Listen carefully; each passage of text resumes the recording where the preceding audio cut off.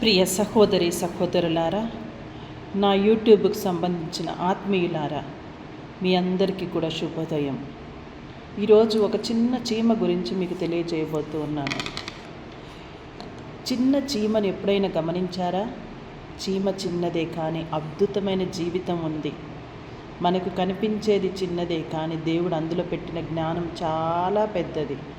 బైబిల్లో కూడా ఇలా చెబుతూ ఉంది, ఓ సోమరిపోతా, చీమ దగ్గరికి వెళ్ళి దాని మార్గాలను గమనించి జ్ఞానవంతుడు కమ్ము అని. సామెతల గ్రంథం 6వ అధ్యాయం 6వ వచనము. మరి చీమకు నాయకుడు ఉండడు, కానీ అది పనిచేస్తుంది. ఎవరు చెప్పకపోయినా దాని బాధ్యతను అది నెరవేరుస్తుంది. ఇది మొదటి పాఠము. చీమ ఒక రోజు కోసం కాదు, భవిష్యత్తు కోసం పనిచేస్తుంది. వేసవిలో ఆహారం సేకరిస్తుంది, వర్షాకాలం కోసం సిద్ధమవుతుంది. ఇది రెండవ పాఠం. చీమ చిన్నదే కానీ ఎప్పుడు వదులుకోదు. దారి మూసినా మళ్ళీ కొత్త దారి వెతుకుతుంది, పడిపోయినా మళ్ళీ లేస్తుంది. ఇది మూడవ పాఠం. ప్రకృతి మనకు చెప్పేది ఇదే. దేవుడు సృష్టించిన ప్రతి జీవి మనకు ఒక పాఠం చెబుతుంది. చీమ చిన్నదైనా దాని జీవితం గొప్ప సందేశం ఇస్తుంది.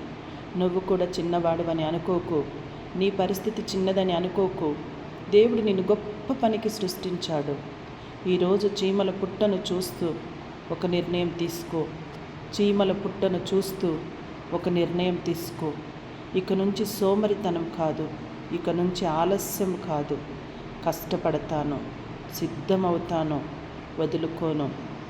కష్టపడతాను, సిద్ధమవుతాను, వదులుకోను. చీమలు మాట్లాడవు, కానీ వాటి జీవితం గొప్పగా చెబుతుంది. చిన్నగా మొదలుపెట్టు, కానీ ఆపకు. ఈ వీడియో నచ్చినట్లయితే లైక్ చెయ్యి, షేర్ చెయ్యి, సబ్స్క్రైబ్ చెయ్యి. చీమల దగ్గర నేర్చుకో. ఈ చిన్న జీవి నీ జీవితం మార్చుతుంది. మరి బైబిల్ గ్రంథంలో కూడా మనం విన్న విధంగా ఈ యొక్క సీక్రెట్ను తెలుసుకొని సోమరిపోతుగా ఉండకుండా నీకు నీవుగా మంచి ప్రణాళికలను సిద్ధం చేసుకో. ప్రియ సహోదరి సహోదరులారా, చీమ ఒంటరిగా కాదు, కలిసి పనిచేస్తుంది. అన్నీ కలిసి ఒక కుటుంబంలా జీవిస్తాయి. మరి మన జీవితంలో కూడా మనం ఒంటరిగా కాదు, కుటుంబం, సమాజం, దేవుడు మనతో ఉన్నారు. చీమల పుట్ట బయట చిన్నగా కనిపిస్తుంది, కానీ లోపల చాలా పెద్దగా ఉంది. ఇది మరి మన జీవితంలో కూడా బయటికి కనిపించకపోయిన దేవుడు లోపల పని చేస్తూ ఉన్నాడు. నీ గ్రోత్ కనిపించకపోయిన దేవుడు నిన్ను తయారు చేస్తూ ఉన్నాడు. చీమ ఎప్పుడు ఆగదు. వర్షం వచ్చినా, ఎవరైనా తొక్కినా మళ్ళీ మొదలు పెడుతుంది.